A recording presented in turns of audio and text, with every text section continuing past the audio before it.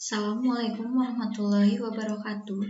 Di sini saya, Tamangka Sri Fadilah, akan mempresentasikan hasil skripsi saya dengan judul penerapan metode regresi kernel smoothing untuk imputasi data lama waktu terinfeksi COVID-19. Latar belakang, analisis survival mencakup berbagai teknik statistik yang berguna untuk menganalisis berbagai macam variabel random positif. Variabel random positif pada analisis survival berupa survival time, waktu tahan hidup, atau viral time untuk kegagalan. Masalah yang sering ditemui dalam analisis data survival adalah adanya pengamatan yang tidak lengkap, karena terdapat unit penelitian yang sampai akhir pengamatan tidak diketahui apakah mengalami event atau tidak. Kasus tersebut sering disebut dengan observasi tersensor.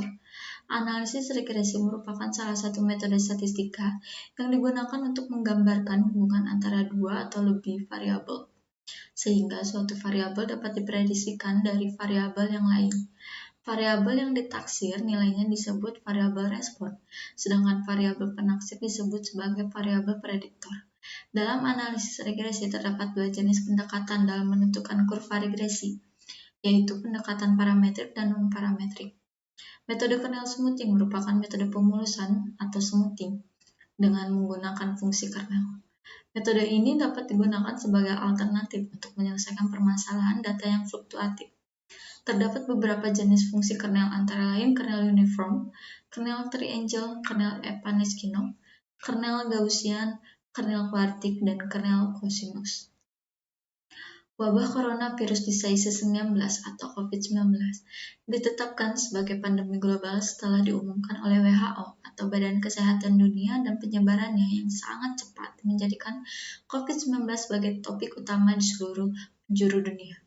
Salah satunya adalah di negara Singapura, karena jumlahnya masyarakat yang terinfeksi COVID-19 mengalami peningkatan setiap hari. Pada tahun 2019, wabah virus corona atau COVID-19 mulai terdeteksi di Wuhan, Cina. WHO menyatakan penyakit tersebut sebagai pandemi dan mulai masuk di Singapura di awal tahun. Kasus pertama merupakan imported case dari pria berusia 66 tahun yang baru tiba di Singapura pada tanggal 20 Januari tahun 2020 dari Wuhan, Cina. Tidak hanya di Singapura, tetapi seluruh dunia merasakan dampaknya. Tingginya tingkat kematian di Singapura dipengaruhi oleh keberadaan penyakit penyerta yang dimiliki oleh pasien positif COVID-19, yaitu usia rentan dan fasilitas kesehatan yang kurang memadai. Besarnya tingkat kematian hari demi hari tidak hanya menimbulkan gejala dan penyakit fisik saja, akan tetapi berpengaruh besar terhadap kesejahteraan masyarakat Singapura yang di dalamnya mencakup kesehatan mental. Pada bab pendahuluan ini, ada rumusan masalah. Yang pertama, bagaimana deskripsi mengenai kasus lama waktu pasien terinfeksi COVID-19 berdasarkan umurnya. Yang kedua, bagaimana cara menerapkan metode regresi kernel smoothing untuk imputasi data tersensor mengenai lama waktu pasien terinfeksi COVID-19. Dan tujuan penelitian yang pertama untuk mendeskripsikan mengenai kasus lama waktu pasien terinfeksi COVID-19, dan yang kedua untuk mengetahui cara menerapkan metode regresi kernel smoothing untuk imputasi data tersensor mengenai lama waktu pasien terinfeksi COVID-19. Dan ada manfaat penelitian yang didapat diperoleh dari penulisan skripsi ini, yaitu dapat memberikan informasi mengenai cara menerapkan metode regresi kernel smoothing pada kasus lama waktu hidup pasien terinfeksi COVID-19, dan dapat bermanfaat bagi pembaca, khususnya dalam bidang ilmu statistika sebagai referensi pada penelitian-penelitian selanjutnya yang berhubungan dengan metode regresi kernel smoothing. Batasan masalah agar penulisan ini dapat dilakukan dengan lebih fokus dan mendalam, maka penulis membatasi permasalahan penelitian yang diangkat, yaitu hanya berkaitan dengan variabel-variabel penelitian, atau yang dimaksud adalah variabel yang mempengaruhi kasus lama waktu hidup pasien terinfeksi COVID-19. Adapun untuk mengklasifikasikan variabel yang mempengaruhi lama waktu pasien terinfeksi COVID-19, menggunakan metode kernel smoothing yang telah disesuaikan dengan teori-teori menurut penelitian sebelumnya. Analisis survival atau analisis ketahanan hidup adalah analisis data yang berhubungan dengan waktu, mulai dari awal sampai terjadinya suatu peristiwa khusus. Jangka waktu dari awal dilakukan pengamatan pada suatu individu, yaitu time origin, sampai terjadinya suatu peristiwa khusus, endpoint atau viral event, disebut dengan waktu survival. Peristiwa khusus, viral event, tersebut dapat berupa kegagalan atau kematian, kambuh atau sembuhnya dari suatu penyakit, respon dari suatu percobaan, atau peristiwa lain yang dipilih sesuai dengan kepentingan penelitian. Beberapa jenis analisis survival yaitu waktu survival time, penyensoran, fungsi survival, dan fungsi hazard. Analisis regresi. Analisis regresi merupakan teknik analisis untuk menyelidiki dan membuat model hubungan di antara variabel-variabel. Tujuan analisis regresi yaitu untuk mendapatkan model terbaik yang menggambarkan hubungan antara variabel respon, variabel tak bebas, atau variabel dependen dengan satu atau lebih variabel penjelas, yaitu variabel bebas atau variabel independen. Variabel penjelas adalah variabel yang nilainya dapat ditentukan atau yang nilainya dapat diamati. Variabel respon adalah variabel yang nilainya dipengaruhi oleh variabel penjelas. Regresi parametrik merupakan suatu metode yang sederhana dalam kajian analisis regresi. Namun, di sisi lain menuntut terpenuhinya berbagai asumsi yang sangat ketat. Salah satunya adalah bentuk kurva regresi diketahui, misalnya linear, kuadratik, kubik, polinomial, derajat P, eksponen, dan lain-lain. Berikut ini adalah model dari regresi parametrik.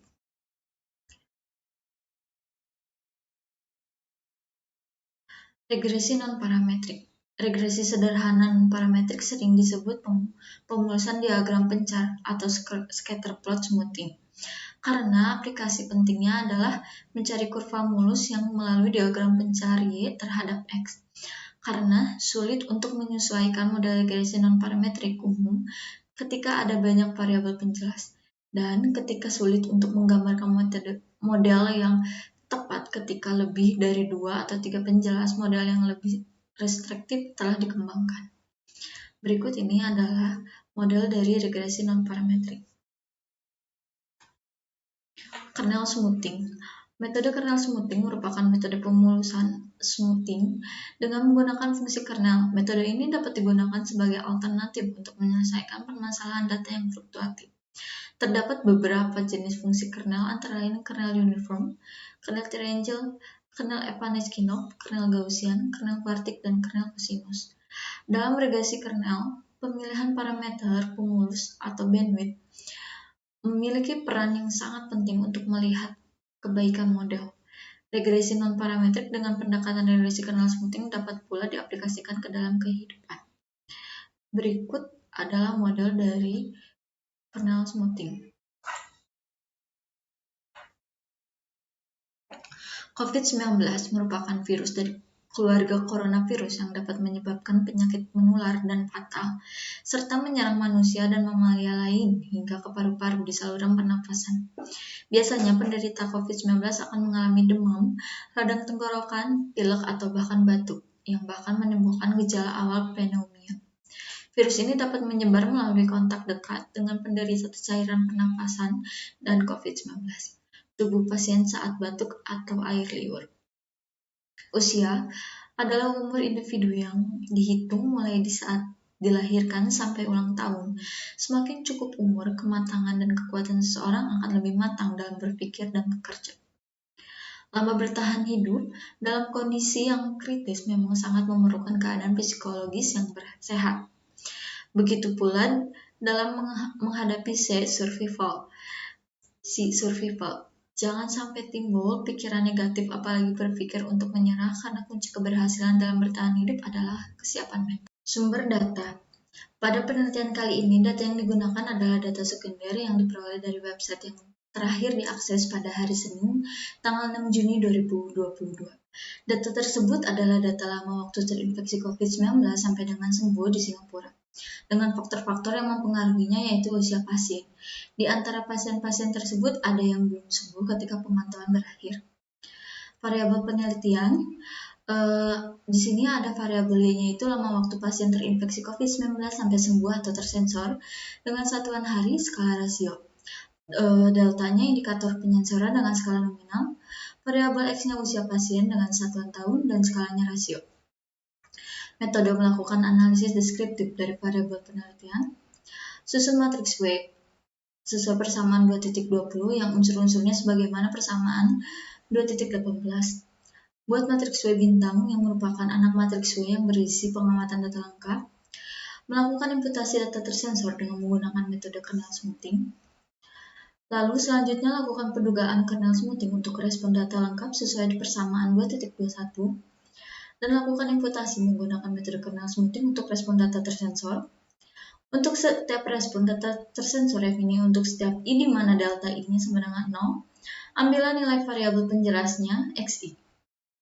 Nilai imputasinya diperoleh dengan metode kernel smoothing terhadap pasangan data XI, YI di mana untuk individu I yang merupakan data lengkap, nilai I-nya diganti oleh Z topi IKS.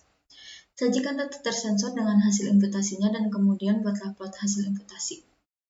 Deskripsi data adalah bagian dari statistika yang mempelajari alat, teknik atau prosedur yang digunakan untuk menggambarkan atau mendeskripsikan kumpulan data atau hasil pengamatan.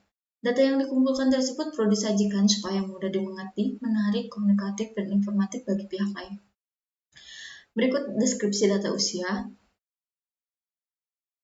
Jumlah keseluruhannya ini ada 36 pasien dengan nilai minimumnya 17 tahun, maksimumnya 66 tahun, dengan rata-ratanya 42,22 tahun dan simpangan bakunya 11,623 tahun. Dengan histogram data usia pasien COVID-19 ini, dari usia 17 sampai 29 ada 4 pasien, usia 29 sampai 41 ada 15 pasien, usia 41 sampai 53 ada 10 pasien, usia 53 sampai 65 ada 6 pasien, usia 65 sampai 77 ada 1 pasien. Dari histogram ini jumlah keseluruhannya ada 36 pasien dengan nilai minimumnya ada pada usia 66 sampai 77 dengan jumlah 1 pasien dan maksimumnya ada pada 29 sampai 41 dengan jumlah 15 pasien. Dapat disimpulkan usia yang rentan terkena COVID-19 dari data usia COVID-19. Pasien COVID-19 ini ada pada usia 29 sampai 41 dengan jumlah 15 pasien. Deskripsi data usia dengan data lengkap. Ini jumlahnya ada 19 pasien dengan nilai minimumnya 17 tahun, maksimumnya 66 tahun, rata-ratanya 41,58 tahun, dan simpangan bakunya 12,773 tahun. Berikut histogram dari usia pasien COVID-19 dengan data lengkap atau yang sudah sembuh. Usia 17 sampai 34 ada 5 pasien, usia 34 sampai 51 ada 9 pasien, usia 51 sampai 68 ada 5 pasien. Jumlah keseluruhannya ada 19 pasien. Dengan nilai minimumnya ada pada usia 17 sampai 34 dan 51 sampai 68 dengan jumlah ada 5 pasien dan maksimumnya ada di usia 34 sampai 51 dengan jumlah 9 pasien. Maka dapat disimpulkan usia rentan yang terkena COVID-19 ada pada usia 34 sampai 51 dengan jumlah 9 pasien. Deskripsi data usia dengan data tersensor atau data yang pasiennya belum sembuh. Jumlahnya semuanya itu ada 17 pasien dengan nilai minimumnya 18 tahun, maksimumnya 56 tahun, dan rata-ratanya 42,94 tahun, dan simpangan bakunya itu 10,533 tahun. Histogram dengan data usia pasien COVID-19 dengan data tersensor atau yang belum sembuh. Dari usia 18 sampai 32 ada 3 pasien, dari usia 32 sampai 46 ada 7 pasien, dari 46 sampai 60 ada 7 pasien juga. Jumlah keseluruhannya ada 17 pasien dengan nilai minimum, ada pada usia 18 sampai 32 dengan jumlah 3 pasien, dan maksimumnya ada pada usia 32 sampai 60 dengan jumlah 7 pasien. Maka dapat disimpulkan usia yang rentan kena COVID-19 dengan data tersensor atau data yang belum sembuh ada pada usia 32-60 dengan jumlah 7 pasien. Dilakukannya analisis regresi kanal smoothing untuk imputasi data lama waktu terinfeksi COVID-19 di Singapura. Data yang diinputkan merupakan matriks dari data lama waktu pasien terinfeksi COVID-19 di Singapura dengan faktor-faktor yang mempengaruhi yaitu usia pasien atau variabel X. Lalu, dalam data tersebut dengan variabelnya adalah lama waktu pasien terinfeksi COVID-19 sampai sembuh atau tersensor. Berikut ini adalah yang pertama susun matriks pembobot W. Berdasarkan sesuai dengan persamaan 2.20, unsur-unsurnya sebagaimana ada dalam persamaan 2.18, maka susunan matriks tersebut sebagai berikut. W dengan matriks 36 kali 36. Yang kedua, susun matriks W bintang. Matriks W bintang ini merupakan anak matriks W yang berisi pengamatan data lengkap atau data yang pasiennya yang sudah sembuh. Maka susunan matriksnya itu dengan W bintang sebagai berikut. W bintang dengan matriks 19 kali 19. Selanjutnya, melakukan imputasi data tersensor dengan menggunakan metode kernel smoothing. Lakukan perhitungan pendugaan kernel smoothing untuk respon data lengkap atau data yang, pasien yang sudah sembuh. Dengan ini Z topi KS dengan matriks 19 kali 1 dengan rumusnya W bintang kali Z. Z merupakan lamanya pasien terinfeksi COVID-19. Lamanya waktu pasien terinfeksi COVID-19.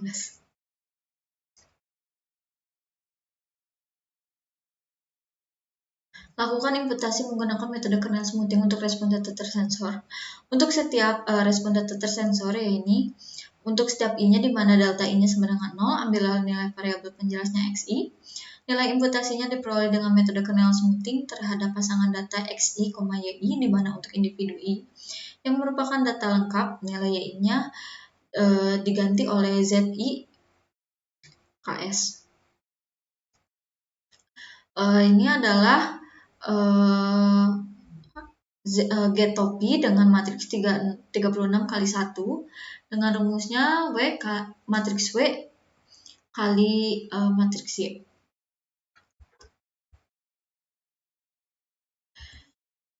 Berikut setelah mendapatkan hasil tersebut, sajikan data tersensor dan hasil imputasinya. Di sini ada usia dan Y asli yang sudah data aslinya dan Y imputasi yang sudah dihitung barusan. Dan yang terakhir, membuat plot. Ini adalah plot hasil imputasi berdasarkan case, dan ini adalah plot hasil imputasi berdasarkan usia. Dari kedua plot ini dapat dilihat bahwa hasil plot imputasi berdasarkan usia dan case ini dengan titik-titik sebuah pola yang menyebar dari data yang ada dan tidak membentuk pola tertentu yang jelas.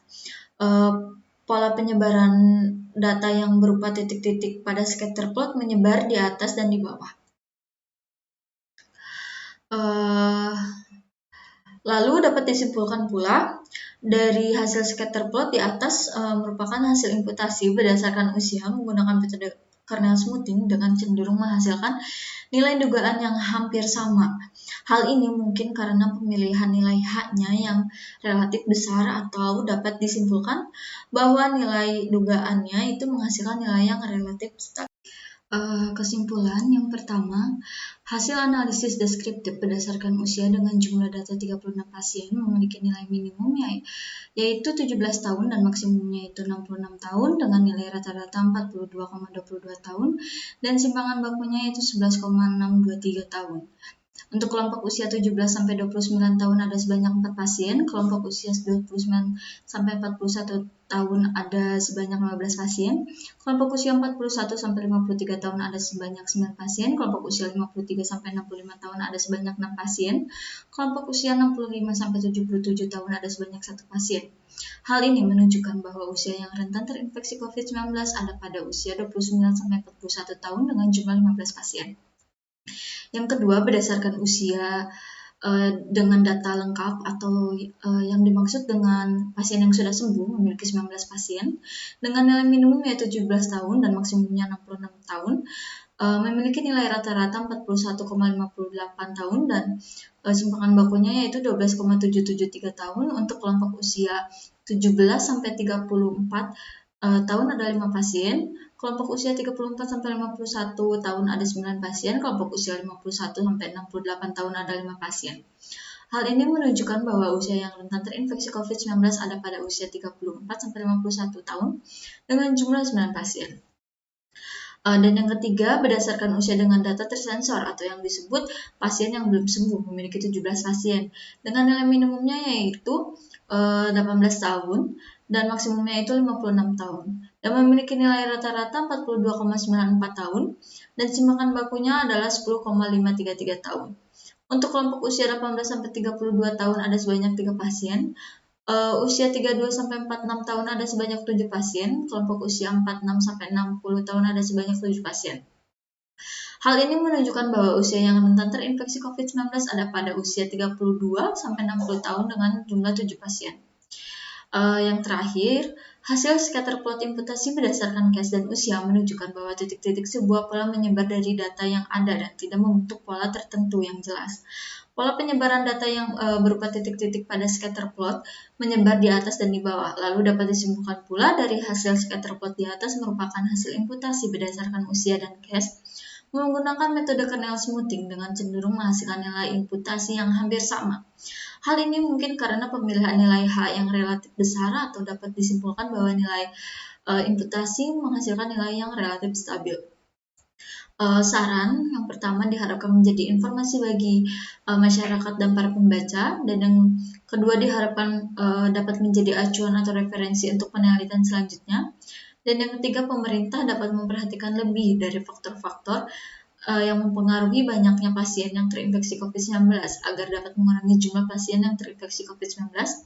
Dan yang terakhir, perlu dicoba imputasi dengan menggunakan nilai H yang lainnya. Sebagaimana menurut teori bahwa jika nilai H makin kecil, maka nilai hasil imputasinya akan semakin kasar, yaitu wiggle. Sekian presentasi dari saya, mohon maaf bila banyak kekurangan ataupun kesalahan. Wabillahi taufiq wal hidayah. Wassalamualaikum warahmatullahi wabarakatuh.